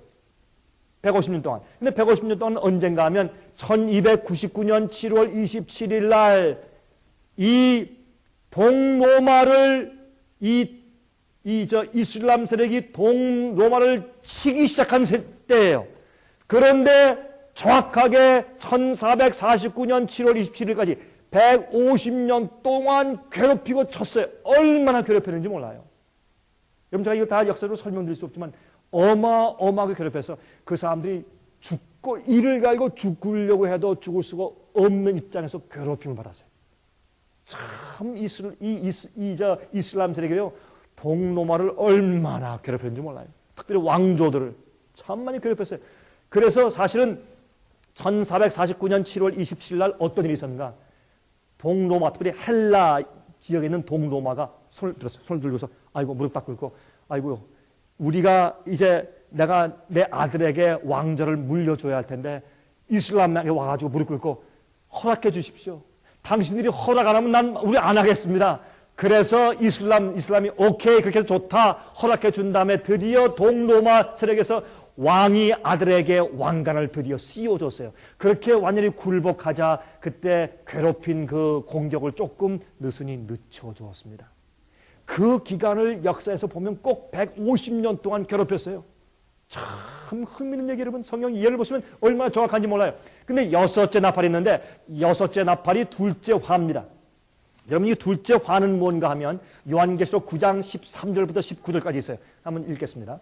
여섯째 천사가 나팔을 불매 내가 들으니 하나님 앞 금단 네 뿔에서 한 음성이 나서 나팔 가진 여섯째 천사에게 말하기를 큰 강 유프라데에 결박한 네 천사를 놓아주라 하며 네 천사가 놓였으니 그들은 그 년, 월, 일, 시에 이르러 사람 3분의 1을 죽이기로 예비한 자들이다. 자, 그런데 여기에 유프라데스 강이 와요. 여러분 제가 한 가지 말씀드릴 것이 있는데 일곱 나팔이 벌어지는 상황과 지역과 그 다음에 제일 처음에 어떻게 해요? 땅에 물의 근원에 바다에 하늘에 이런 그 모습들을 보면 하나님께서 치는 상징으로 친다고 말씀하신 부분들을 보면 일곱 나팔과 일곱 재앙이 똑같아요. 그런데 일곱 나팔을 미래 사건으로 풀어버리면 말이 안 되는 게 하나님께서 세상을 심판하시는 똑같은 심판을 두 번 하신다는 뜻이 돼요. 그럴 수 없어요. 그래서 일곱 나팔은 초대교회부터 예수께서 재림하실 때까지 일곱 시대에 걸쳐서 배도한 기독교회와 그 배도한 기독교를 지지해주는 세상의 나라나 힘을 하나님께서 심판해 오시는 것을 나팔로 보여줘요. 나팔은 어떻게 해요? 경고를 말하고 심판을 의미해요. 예? 그것을 보여주는 것이 일곱 나팔이고 일곱 재앙은 온 세상의 은혜 시간이 끝난 다음에 하나님께서 이 바람을 붙잡고 있다가 바람을 놓은 다음에 온갖 재앙들이 한꺼번에 떨어지게 되는 그 완전한 멸망의 패망의 때가 일곱 재앙이에요. 일곱 재앙에 떨어지면 이 세상에 더 이상 회개할 기회가 없는 것입니다. 그러면 일곱 재앙은 미래에 있지만 일곱 나팔은 계속해서 진행되어 오고 있다고 말입니다. 여러분 오늘 나가실 때 잊지 마시고 저희가 일곱 나팔에 대해서 제가 지금 말씀드린 것을 다 이렇게 설명해 준 월간지를 지금 한 권씩 다 드릴 테니까 그 박스에 있으니까 다 드릴 테니까 그걸 하나씩 다 받아가지고 나가시기 바랍니다. 그럼 일곱 나팔을 우리가 다 설명해 드렸어요. 그래서 오늘 제 강의를 들으시고 이제 돌아가셔서 그걸 읽어보시면 훨씬 더 이제 머리에 잘 들어가실 것입니다. 마병대 수는 2만만이나 내가 그들의 수를 들어노라. 이같이 이상한 가운데 그 말들과 그 탄자들을 보니 불빛과 자줏빛과 유황빛 흉갑이 있고 또 말들의 머리는 사자머리 같고 그 입에서는 불과 연기와 유황이 나오더라. 이 세 재앙 곧 저희 입에서 나오는 불과 연기와 유황을 인하여 사람 3분의 1이 죽임을 당하니라. 여러분 저희 월간지에 여러분에게 조금 더 자세하게 설명을 드렸어요. 이것을 제가 다 설명드리면 여러분 저와 함께 한 새벽 한 3시까지 계셔야 돼요. 이건 안 됩니다. 그래서 제가 간단하게 지나가는 거니까 여러분께서 월간지를 한번 읽어보시면 이해가 되실 거예요. 왜 여기 보면 계시 가운데 지금 요한이 보니까 막 말들이 막 달려나가는데 그 머리에 금광 같은 게 썼어요. 여러분 이슬람 병사는요 전쟁할 때 머리에 흰 두건 같은 걸 쓰고 그 앞에 금으로 된 수건을 딱 둘렀어요. 멀리서 보면 꼭 금광을 쓴 것 같아요. 계시 가운데 보니까 금광을 쓴 것 같은 말 타는 막 군대들이 막 전쟁에 막 메뚜기 가는 것처럼 막 달려가는데 보세요. 말들의 머리에는 사자머리 같고 그 입에서는 불과 연기와 유황이 나와요. 여러분 아세요? 이슬람 세력이 인간 역사 가운데서 군대로서 화약과 대포를 사용해서 전쟁을 한 제일 첫 번째 군대들이 이슬람 군대예요. 여러분 그 역사에서 배우시잖아요. 이슬람 군대가 말이죠. 말과 말 사이에 지금 뭘 끌고 가요? 대포를 막 끌고 가니까 지금 눈에 보니까 대포를 사도 요한이 옛날에 대포를 본 적이 있어야죠. 가만히 계시 가운데 보니까 뭐처럼 무슨 사자머리처럼 보인다고 지금. 근데 입에서 뭐가 나와요? 연기가 나고 불이 막 나오거든. 연기와 불이 나오니까 사람들이 막 죽어요. 야 이상하니까 그 입에서 연기와 유황과 불이 나온다고 설명했지만 그가 무언지를 모르고 기록만 한 것입니다. 근데 우리는 어떻게 해요? 우리는 그게 뭔지 안다 그 말입니다. 그래서 이것이 이슬람이 로마를 쳐서 괴롭히는 광경을 보여주시면서 이것을 화라고 그랬어요. 다시 말해서 배도한 교회와 배도한 기독교회를 지지해주는 세상 나라의 세력을 하나님이 심판하시고 은혜 시간을 끝마치시는 예언을 말씀하신 것이 이 화화 얘기예요. 여러분, 지금도 이슬람들이, 지금 이런 이슬람 군대들이 자폭하는데 그들이 뭘 사용해요? 화약, 폭탄 사용해요, 안 해요? 옛날도 화약과 폭탄과 불로 사람을 죽이고 쳤어요. 지금도 똑같이 그래요. 여러분 잘 보셔야 돼요. 여러분, 우리가 성경 예언 요한계시록을 가지고 있기 때문에 왜 지금 이슬람 세력이 일어나서 이렇게 지금 싸우고 미국이 이렇게 참 어렵게 되고 세상을 괴롭히는지, 왜 그런지, 그들이 자살 폭탄을 왜 하며 왜 화약과 왜 폭탄을 사용해서 사람을 죽이는지를 알아야 돼요. 왜? 성경에 그렇게 하려고 했기 때문에. 그들의 무기는 뭐예요? 예? 불과 연기와 유황의 폭탄이에요. 여러분, 성경은 우리가 이해하면 눈이 떠요. 세상을 봐요. 미래를 볼 수 있어요. 앞이 환해져요. 내가 지금 어디에 살고 있으며 내가 무엇을 해야 하며 앞으로 어떻게 준비해야 된다. 환하게 보게 해요. 그래서 성경을 아는 사람들 예수께서 말씀을 너희는 빛의 아들이라, 빛의 아들이라. 여러분 빛의 아들이에요? 빛의 아들과 빛의 딸들이세요? 말씀과 성경 예언을 아는 자들이 빛의 아들과 빛의 딸이에요. 사람들은 깜깜해서 앞으로 어떻게 될지, 내가 돈을 어딜 투자해야 될지, 뭘 해야 될지 몰라서 우왕좌왕하고 사람들이 자꾸 불안해요. 그러나 이런 와중에서도 성경 예언을 아는 사람들은 확신이 있어요. 소망이 있어요. 마음에 즐거움이 있고 평안이 있어요. 오늘 밤에 여러분 마음 가운데 성령께서 세상이 주지 못하는 평안을 주시기 바랍니다. 성경 말씀을 알고 내가 미래를 볼 수 있고 주님께서 나를 어떻게 인도하신다는 사실을 성경 말씀의 예언을 통해서 볼 때 우리 마음 가운데 확신과 평안이 있는 것이에요. 이 평안은 세상이 줄 수 없는 평안이에요. 이 말들의 힘은 그 입과 그 꼬리에 있으니 그 꼬리는 뱀 같고 또 꼬리에 머리가 있어 이것으로 해하더라. 여러분 성경에서 보시면 꼬리는 선지자를 말해요. 선지자. 종교적인 선지자는 성경에서 꼬리예요. 상징적으로. 머리는 국가의 지도자예요. 여러분 보세요. 그래서 이슬람의 세력은 뭐예요? 정치적인 지도자가 있고 종교적인 지도자가 있어요. 지금 보세요. 지금 저기 이락에서 아니면 뭐 좀 이슬람 세력 다른 데서 있는 사람들이 그 누가 전쟁을 해요 지금? 종교 지도자들이 두목들 아니에요? 그래 안 그래요? 그래서 꼬리와 머리가 같이 일한다 그랬어요. 이 이슬람 전쟁은 항상 그래요. 이거 자세히 설명드릴 수가 없어요. 시간이 이제 많이 걸리기 때문에 제가 빨리 줄여야 되니까. 자, 그러므로 첫째 화는 다섯째 나팔인데 그것은 오토만 터키 제국이 다스릴 기간이에요. 서로마가 멸망한 다음에 그 다음에 이제 터키 제국이 일어났죠. 터키 제국이 일어났는데 첫째 화 때는 150년 동안 이제 괴롭혔지만은 그 다음에 여섯 번째 화 때, 두 번째 화는 여섯 번째 나팔 때는 이 이슬람 세력이 점점 더 커져서 유프라데스 강에 있던 내 천사가 놓인다. 유프라데스 강가에 있던 내 군주들 이슬람 세력들이 연합해서 더 큰 제국을 만들어서 이것을 세상 역사는 오토만 터키 제국이라고, 로마 제국 이후에 오토만 터키 제국이 로마 제국을 치고 정복하고 세상을 다스리는 초거대한 세력이었던 것을 역사가 말해요. 다시 말해서 옛날에 오토만 터키 제국은 지금 오늘날 이 21세기의 미국 같은 존재였어요. 그만큼 세력이 컸어요 그 당시에. 지금은 우리가 지금 터키 그러면 아무것도 아니죠. 옛날에는 세계 미국 같은 존재였어요. 옛날에는 이 터키가 이것이 동로마 제국이 제어당했어요. 하나님께서. 여러분 참 재밌는 것은 말이죠. 제가 그 지도를 보고 제가 깜짝 놀랐어요. 제가 그 지도를 본 지가 얼마 안 됐어요. 최근에 지도를 봤는데 지도를 보니까 사우디아라비아에서 이슬람 세력이 올라왔잖아요. 모하메드를 통해서 이슬람 세력이 종교로 올라왔다가 군대화됐어요. 근데 말이에요. 재밌는 것이에요. 이게 퍼졌는데 북부 아프리카 전부 휩쓸고 스페인과 포르투갈 있는 데까지 미치고 나중에 오른쪽으로 가가지고 소아시아 지방, 저기 남부 러시아 저렇게 해서 보니까 로마 교황권 세력이 어디입니까?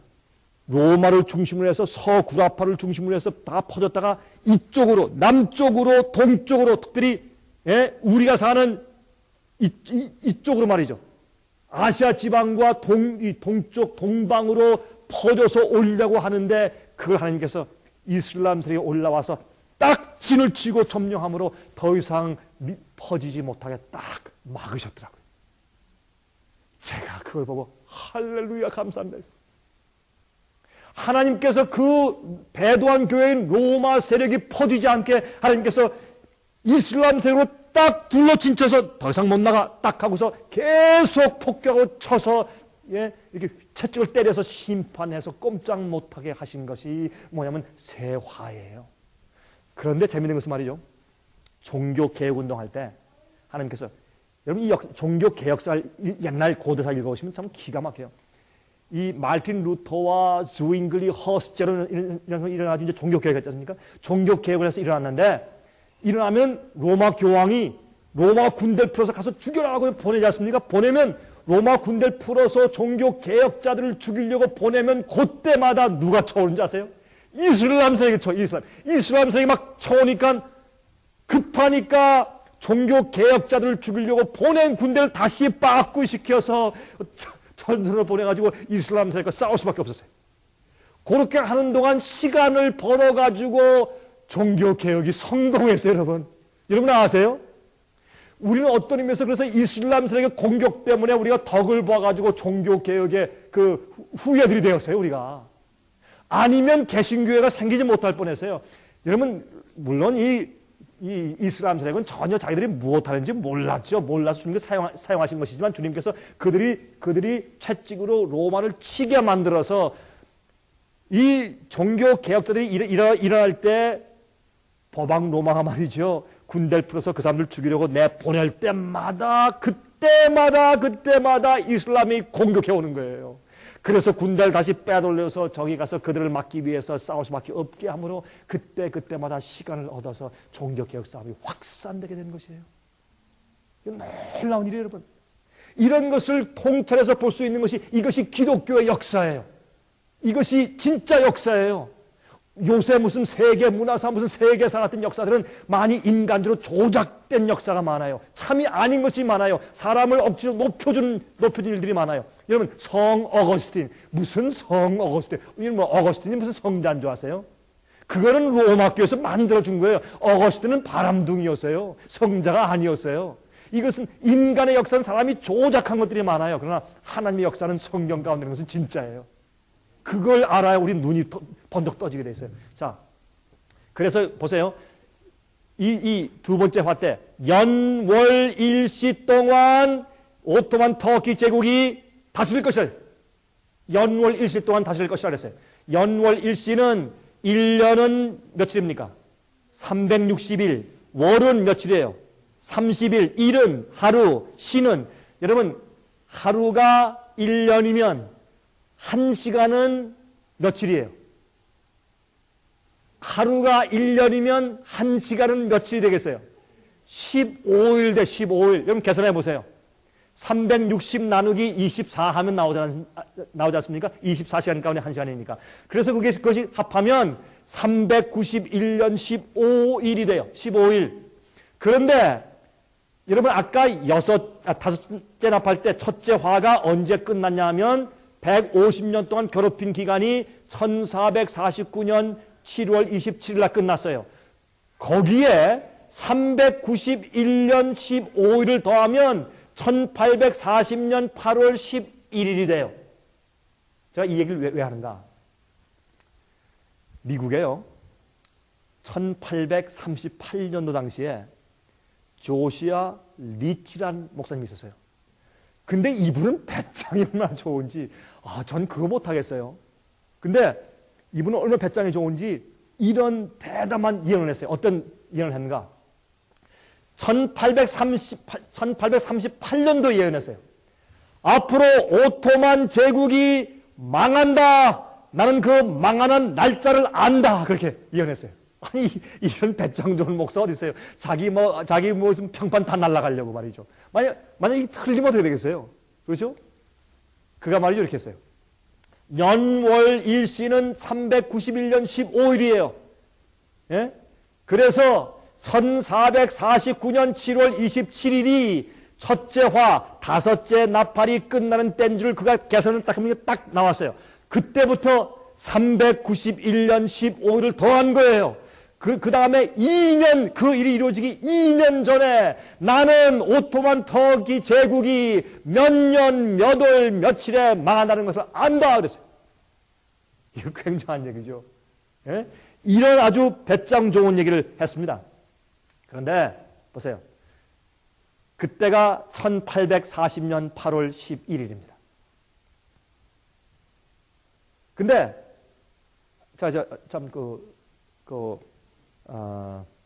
요걸 좀 설명하고 지나가야 되겠네. 근데 이게 어떻게 됐는가 이렇게 됐어요. 1840년 8월 11일이 됐는데 어떤 일이 있었는가? 이 예언을 하니까 말이죠. 이 예언을 하니까 미국에 있는 이 지식인들이 전부 비웃었어요. 당신 정신 나갔다. 당신이 아무리 목사고 성경을 잘한다고 해도 어떻게 한 나라, 그 당시 미국 같은 이런 슈퍼 제국이었어요. 이 나라가 망한다는 날짜를 예언한다. 이건 당신 정신 나갔구나. 다 비웃고 하는 얘기가. 그런데 만약에 당신 예언이 맞아 들어가면 우리 다 기독교인 되겠다. 기독교인 될 뿐더러 당신이 하는 예수님 재림하신다는 거 재림도 우리가 믿겠다. 당신 운동을 우리가 가담하겠다. 그렇게 약속했어요. 옛날 사람들은 한번 남아일원 뭐라고요? 중천금이다. 요즘엔 남아일원 중천금에 남아일원 뭐 10전 뭐 20전 모르겠어요. 그렇죠? 뭐 그런 되지만 옛날엔 남아일원 중천금에 한번 남자가 말하면 그거 그만이에요. 서류로 사인 안 해도 돼요. 말 한번 했으면 끝까지 죽음을 내놓고 지키는 거예요. 적어도 그리스도인들은 그래야죠. 예? 요즘 남아일원 남아 100원 해봐야 무슨 소용이 있어요. 근데 그 당시 사람들은 한번 약속을 지키면 말을 했으면 지켰어요. 근데 재미있는 것은 그런데 1840년 8월 11일이 됐는데 어떤 일이 생긴 줄 아세요? 애굽이 쳐올라왔어요. 애굽이 쳐올라와서 계속 치다가 나중엔 진짜로 8월달에 와서 진짜 치면서 이 북쪽에 있는 오토만 터키 제국을 쳐서 없애려고 쳐들어왔습니다. 그때 오토만 터키 제국이 점점 약화되는 입장에 있었는데 죽게 생겼으니까 어떻게 됐는가? 저기 이제 유럽에 있는 연합군한테 무릎을 꿇으면서 제발 좀 살려주십시오. 우리 도와주십시오. 그렇게 했어요. 그 도와달라고 하니까 그때 유럽의 연합이 뭐 오스트리아, 그다음에 프러시아, 그다음에 뭐 스위스 같은 뭐 이런 나라들이겠죠, 그 당시에. 이제 그런 나라들이 애굽한테 치지 말아라. 근데 그렇게 한 이유가 지금 오토만 터키 제국이 약화되고 있는데 애굽이 쳐올라오면 애굽도 또 하나의 이슬람 세력이 될 수 있는데 쳐올라오면은 이슬람 세력이 약화되는 게 아니라 더 커지겠어요. 그래서 하지 못하게 막은 거예요. 하지 마라.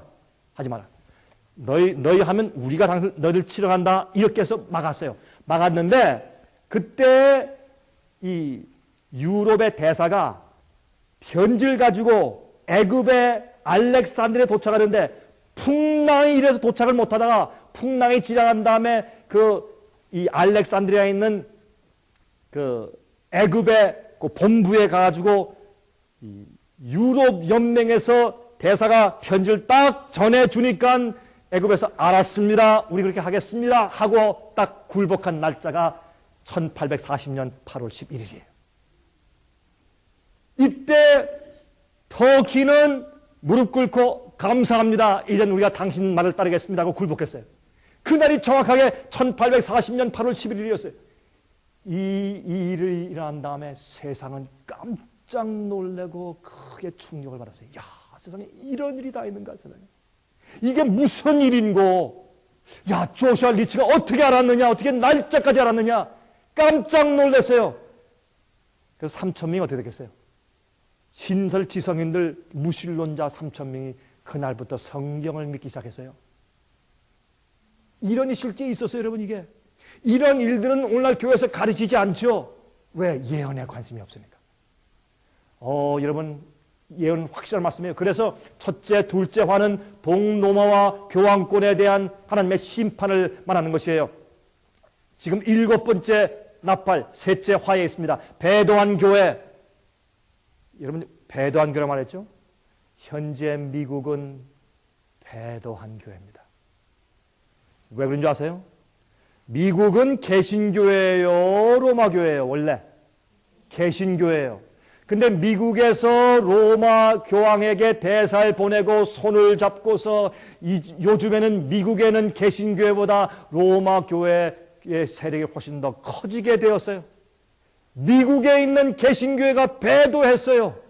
그래서 미국을 하나님께서 지금 심판하시는 광경이 벌어지기 시작했는데, 그것이 바로 세 번째 화고, 그래서 우리가 지금 7번째 나팔이 시대에 있는 것이고, 7번째 나팔, 세 번째 화는 지금 이슬람이 미국을 공격하고 있는 것입니다. 왜? 하나님께서 미국의 은혜 시간이 끝나가기 때문에 이슬람 세력이 다시 일어나서 미국을 채찍질하도록 주님께서 허용하시고 계신 것이에요. 여러분, 중요해요? 중요한 시대에 살고 있어요. 우리가 미국은 배도한 교회고 또 교황권을 지지하는 세력이에요. 미국은 요즘에 교황권을 얼마나 지지해요. 교황권의 핍박에 지긋지긋해서 도망온 사람들이 지금은 교황권을 제일 크게 지지하는 나라로 바뀌어져 버렸어요. 왜요? 이렇게 될 것이라고 성경이 말했어요. 미국은 양처럼 올라오지만 나중에 용처럼 말할 것이라. 용처럼 말하고 있어요.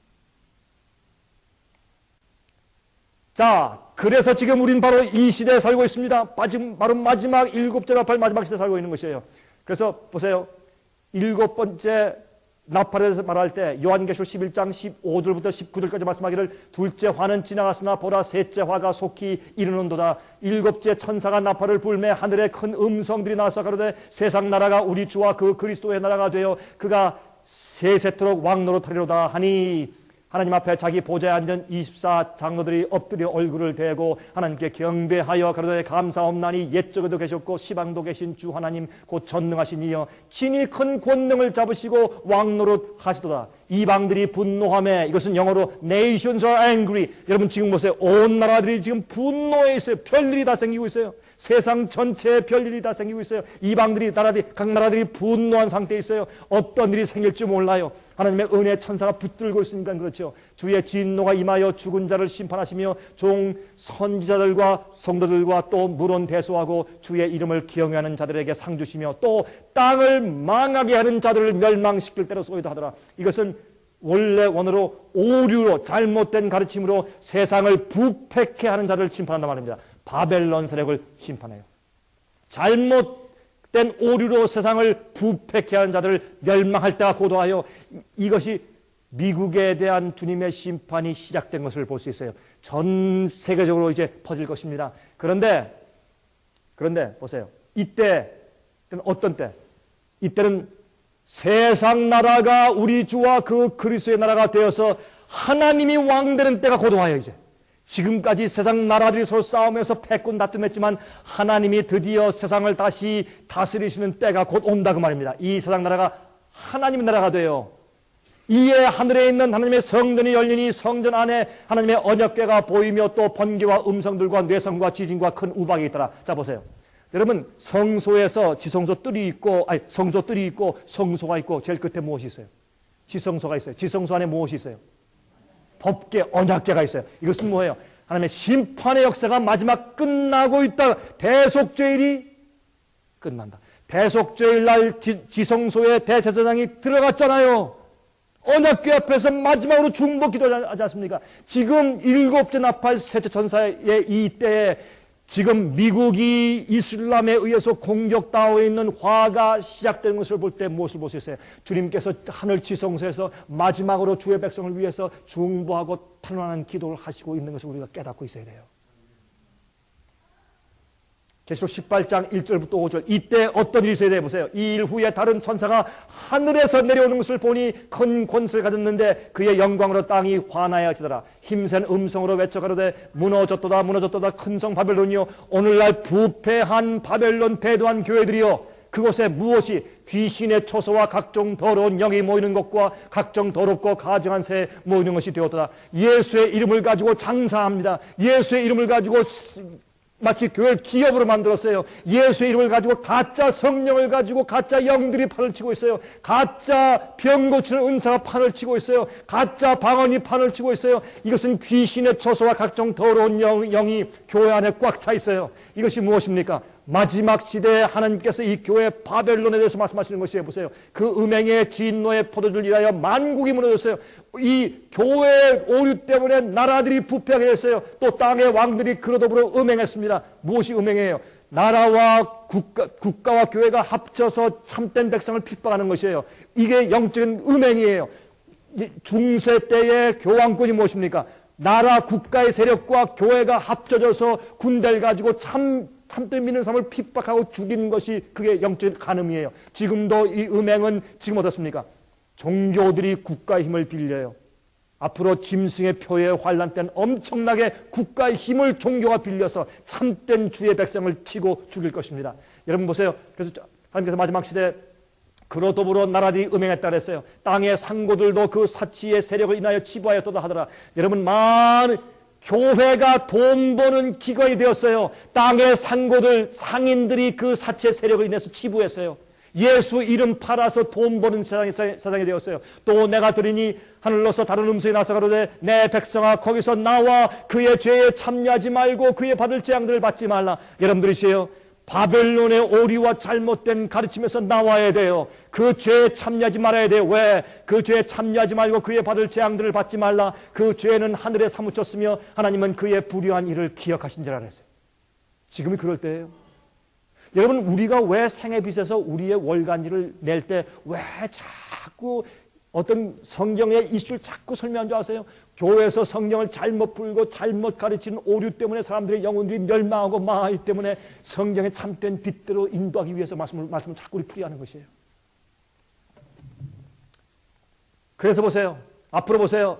계시록 18장 8절부터 13절 그러므로 하루 동안에 그 재앙들이 이르리니 곧 사망과 애통과 흉년이라 그가 또한 불에 살라지리니 그를 심판하신 주 하나님은 강하신 자이심이라 그와 함께 음행하고 사치하던 땅의 왕들이 그 불붙는 연기를 보고 위하여 울고 가슴을 치며 그 고난을 무서워하며 멀리 서서 가로되 화 있도다 큰 성 견광성 바벨론이요 일시간에 내 심판이 이르렀다리로다. 앞으로 말입니다. 교황권과 함께 손을 잡고서 세상을 주름잡던 이 나라들이 엄청나게 탄식하고 올 것입니다. 여러분 제가 지금까지 뉴욕 세미나에서 설명드린 7 나팔에 대해서 들으셨습니다. 여러분 이 7 나팔 예언은 우리에게 현재를 사는 이 시대에 얼마나 중요한 예언인지 모르겠습니다. 여러분 제가 설명드렸지만 첫 번째 네 나팔은 첫 번째, 두 번째, 세 번째, 네 번째까지 네 나팔은 서로마의 멸망에 대해서 주님께서 예언하신 심판에 대한 예언입니다. 이것은 그 나라의 은혜 시간이 끝난다는 것을 설명하는 것입니다. 주님께서 더 이상 그 나라를 위해서 중보 기도를 하실 수가 없는 것입니다. 그래서 서로마의 멸망을 나타낸 주님의 심판을 설명한 것이 첫 번째 네 나팔이고 그 다음에 다섯 번째, 여섯 번째, 일곱 번째 나팔은 새 화에 대해서 설명하신 것입니다. 다섯 번째 나팔은 첫 번째 화고 여섯 번째 나팔은 두 번째 화고 지금 현재 우리가 살고 있는 이 시대는 세 번째 화 시대인데 일곱 번째 나팔 시대에 우리가 지금 살고 있는 것입니다. 여러분들이 얼마나 중요한 예언인지 모르겠습니다. 여러분들이요 첫째 화는 이 짐승의 세력이죠. 다시 말해서 교회를 핍박하고 주의 백성들을 핍박하고 진리를 타협하는 배도한 교회를 향한 하나님의 심판을 말하는 것입니다. 또한 그 배도한 교회를 지지하는 국가의 세력인 로마를 주님께서 책망하시고 주님께서 이제 심판하시는 것입니다. 채찍질 하시는 것입니다. 그래서 그 배도한 교회와 또한 그 교회를 지지하는 이 세상 나라의 세력의 은혜 시간이 끝나는 것에 대해서 주님께서 예언하신 것이 첫 번째, 두 번째, 세 번째 화인데 그것이 다섯 번째와 여섯 번째와 일곱 번째 나팔 예언이 되는 것입니다. 여러분들이시요 이것은 중요한 예언입니다. 그래서 여러분 이 배도한 교회를 지지하는 세상 나라인 동로마를 누가 칩니까? 이슬람 세력이 올라와서 치는 것입니다. 제일 처음에 5번째 납할 때 그를 괴롭게만 하라 그랬습니다. 그리고 이마에 하나님의 인을 받은 사람들은 건드리지 말라. 또 수목들을 해하지 말라 그랬습니다. 그 예언이 너무나 정확하게 성취되었죠. 6번째 납할 때는 391년 15일 동안 또 동로마를 이슬람 세력이 또 쳤습니다. 그동안 쳤습니다. 여러분 지금 그래서 7번째 납할 지금 이 시대도 지금 이 시간에 바로 이슬람 세력이 서구 특별히 미국을 치는 것을 보십시오. 미국에 있는 개신교회가 배도했다는 증거입니다. 미국에 있는 개신교회가 교황권과 다시 결탁하고 손을 잡으면서 이 오류를 전하고 잘못된 영의 가르침이 많이 들어오면서 개신교회가 사실은 원래 개신교이기를 그친 것입니다. 여러분 깊은 수렁을 넘어서 이 미국이 개신교회 미국이 교황권과 손을 잡았지 않습니까? 여러분 타임지의 표지에 난 대로 공산주의가 몰락하게 된 것은 로널드 레간 대통령과 그 다음에 교황권이 손을 잡은 다음에 거룩한 비밀 동맹을 통해서 그 일을 이루었다고 세계 모든 신문들과 특별히 타임 잡지가 다 인정했지 않습니까? 이렇게 해서 미국은 지금 개신교회 국가가 되기를 그친 것입니다. 여러분 프로테스탄트 개신교회의 뜻은 무슨 뜻입니까? 항거한다는 뜻입니다. 누구에게 항거합니까? 교황권에 대해서 세상을 잘못된 오류로 부패시키는 그 기별이 온 세상 개신교회에 아직도 퍼져 있기 때문에 그렇게 세상을 부패시키는 그런 세력에 항거한다는 뜻입니다. 여러분들이요 기억하시기 바랍니다. 성경에서 국가와 교회가 동맹해서 같이 일하면, 교회가 국가의 힘을 빌려서 자기를 반대하는 세력을 핍박하기 시작하면 그것은 바로 영적인 음행이라고 부르는 것입니다. 이런 일들이 이루어지는 것입니다. 여러분들이시요. 그래서 제가 설명드린 대로 여러분 이 요한계시록 18장 1절부터 5절까지 보면 그곳에서 나와서 바벨론에서 나와서 여기에 그 음행의 진노의 포도주를 인해서 만국이 무너졌는데 18장 4절에 가서 요한계시록에 말씀하기를 또 내가 들으니 하늘로서 다른 음성이 나와서 가로되 내 백성아 거기서 나와 그의 죄에 참여하지 말고 그의 받을 재앙들을 받지 말라. 그 죄는 하늘에 사무쳤으며 하나님은 그의 불의한 일을 기억하신지라 그랬습니다. 거기서 나오라고 말씀했습니다. 이것이 지금 이 시대에 주님께서 나오라고 말씀하시는 것입니다. 거기서 나와 그랬어요. 여러분 그 다음에 요한계시록 18장 이제 11절부터 13절까지 보시면 다음과 같은 말씀이 있습니다. 땅의 상고들이 그를 위하여 울고 애통하는 것은 다시 그 상품을 사는 자가 없습니다. 그 상품은 금과 은과 보석과 진주와 세마포와 자주 옷감과 비단과 붉은 옷감이요 각종 향목과 각종 상아 기명이요 값진 나무와 진유와 철과 옥석으로 만든 각종 기명이요 계피와 향료와 향과 향유와 유향과 포도주와 감람류와 고운 밀가루와 밀과 소와 양과 말과 수레와 종들과 사람의 영혼 들이라. 여러분 이 뒤에 있는 말씀을 잘 기억하세요. 여기 사람들의 영혼들이라. 여러분 여기 있는 말씀은 이 바벨론 교회가 세상과 함께 서로 나누면서 무역한 교역한 그런 물품들 말하는데 여기 있는 물품들은 대부분이 성소를 지을 때 쓴 재료들이 아닙니까? 하나님의 이름으로 예수의 이름으로 장사하는 것입니다. 교회가 기업이 된 것입니다. 회사가 된 것입니다. 바벨론이 된 교회의 타락한 영적인 형편을 말하는 것입니다. 그래서 여기에 이제 이런 일을 할 때 무엇을 사고 팝니까? 사람들의 영혼들을 사고 판다고 말했습니다. 이렇게 해서 세상의 모든 나라들과 왕들과 백성들을 부패시킨 것을 설명합니다. 그런 곳에서 나오라고 말합니다.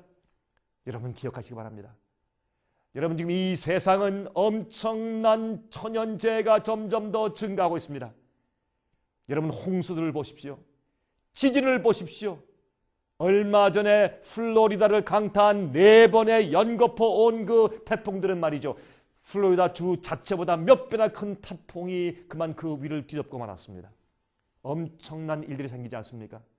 테러의 사건들을 점점 더 흔하게 일어나는 테러들을 보십시오. 전쟁들을 보십시오. 여러분 지금 7번째 나팔의 사건들이 벌어지지 않습니까? 나라들이 분노하고 있습니다.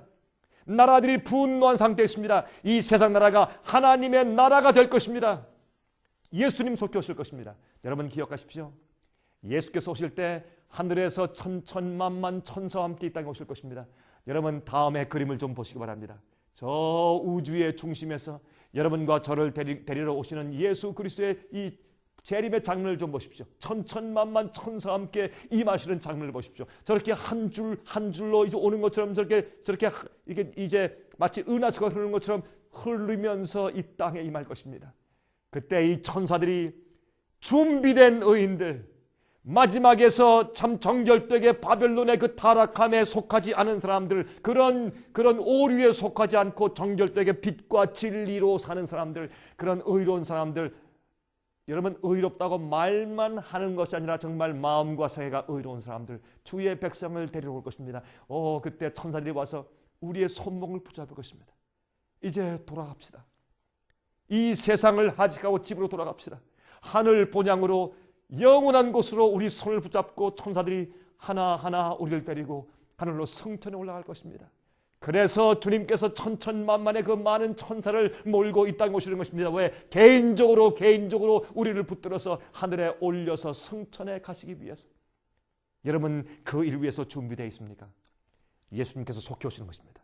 7 이 나팔은 예수님의 승천 이후부터 재림 때까지 7 시대에 걸쳐서 이 세상의 나라들의 사건들을 설명하면서 특별히 로마와 동로마의 멸망과 그 다음에 이제 그 로마를 지지했던 이제 교황권과 또한 교황권을 지지했던 로마가 어떻게 멸망할 것을 설명하시면서 주님의 심판을 설명한 예언이 7 나팔입니다. 그런데 주님께서 특별히 채찍질하시고 화를 베푸실 때, 심판하실 때 누굴 통해서? 이상하게도 이슬람 세력이 일어나서 이슬람 세력을 통해서 이슬람 세력을 사용해서 심판하신 것을 볼 수 있어요. 여러분 흥미있는 얘기 아닙니까? 여러분 이런 일들이 지금 또 벌어지고 있는 것은 무슨 말이냐면 우리가 3번째 화 시대에 살고 있다는 것을 우리가 알려주는 것입니다. 이 3번째 화가 곧 지나갑니다. 그러면 예수님께서 오시는 것입니다. 예수님께서 천천만만 천사와 함께 오실 것입니다. 여러분 준비하시기 바랍니다. 다음에 중요한 탭을 들으십시오. 다음에 중요한 우리의 구원과 빛의 관계에 대한 중요한 탭을 들으시면서 다시 저와 만나시고 기도하면서 영혼을 준비하시기 바랍니다. 그러면 다음 테이프에서 다시 뵙겠습니다.